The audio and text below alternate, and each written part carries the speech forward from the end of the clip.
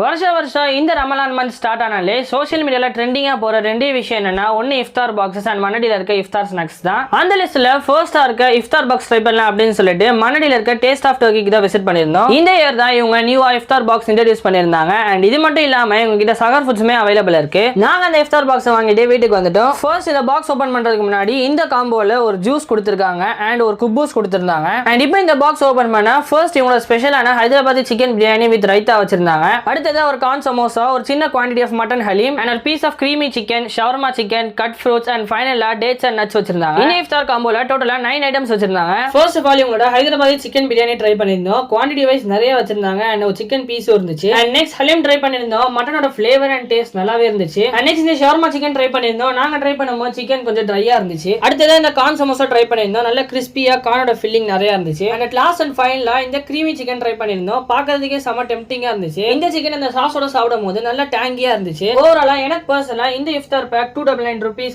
Really worth for மணின்னு சொல்லுங்க. உங்களோட ஒபினியன் என்ன அப்படின்றத கீழே கமெண்ட் பண்ணுங்க.